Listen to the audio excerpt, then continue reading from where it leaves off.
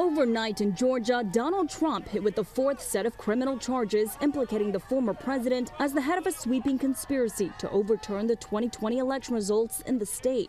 Trump and 18 others, including lawyers Rudy Giuliani and John Eastman, facing a 41-count indictment, all charged under Georgia's Racketeering Act, often used to prosecute organized crime. I make decisions in this office based on the facts and the law.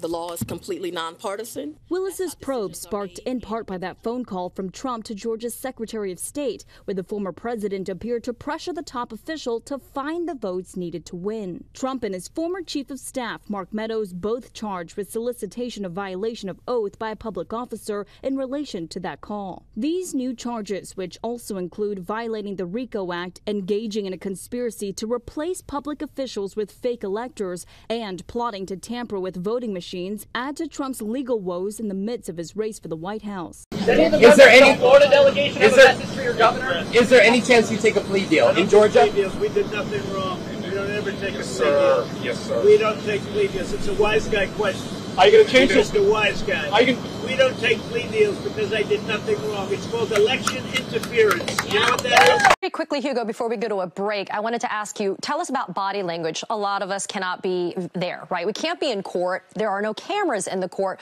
What was kind of the body language between Judge Shutkin and Trump and his defense counsel? I think, the judge was sympathetic to some of the Trump lawyers' kind of arguments. They were making the case that, being a defense lawyer is difficult, especially with a client like Trump. And I think she kind of accepted that she has a defense background herself. But at other times, I think she kind of grew exasperated by all the discussions about politics. At one point, she kind of put her face in her hands. She kind of rolled her eyes when, there was another discussion about, the Biden administration coming after Trump. So I think, and I think John Lauro, Trump's lawyer, picked up on that a little bit, and he shifted course throughout the hearings. So clearly that was something that he saw was going to be a loser and changed tack.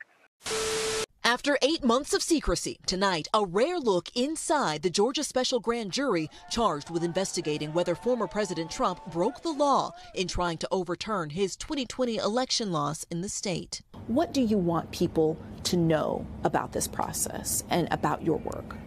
That really, when it came down to it, we were just people looking into something, and that's worth it. Emily Kors served as foreperson. She is limited in what she can share. A judge ordered deliberations must stay under wraps. But Kors confirms the jurors did recommend indictments against multiple people. It's not a short list. So we're talking about more than a dozen people? I would say that, yes. Are these recognizable names that people would know? There are certainly names that you would recognize, yes. She would not say whether that includes the former president, but did say this. I don't think that there are any giant plot twists coming. I don't think that there are any, giant,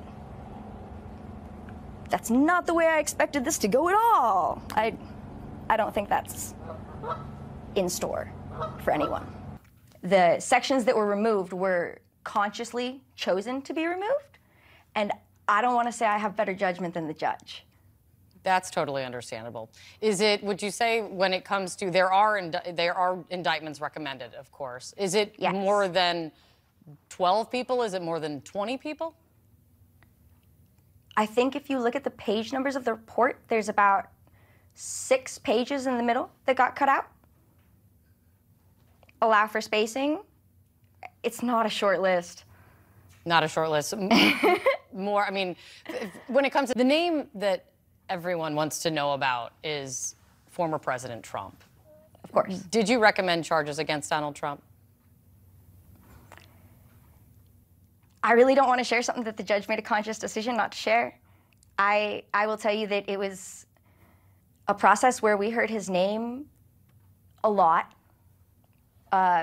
We definitely heard a lot about former President Trump, and we definitely discussed him a lot in the room. And I will say that when this list comes out, there are no major plot twists waiting for you. It's interesting. That just raises more questions of I know, I'm sorry. No, please do not apologize. I'm very appreciative of your time. When you say there's no plot twists and people won't be shocked, people are gonna hear that and they're gonna think that means that Donald Trump is definitely on that list. I know it's delicate, but can you speak to that? I can't. Well, I might be able to according to instructions, but I don't want to. But in your view, people will not be surprised when they see the list of names to come out who you recommended to face indictment. Especially if they've been following the investigation, I can't see it being a shocker. Donald Trump put out a statement. If what he was talking about was our statement where we indicated that there was no evidence of widespread fraud or widespread vote fraud in the Georgia 2020 election, that might have been what he meant. Other than that, I'm not positive what he meant by that. I'd be interested to know. I'm sure we will hear more from him after after it all comes out. I don't think that there are any giant plot twists. There are no major plot twists waiting for you.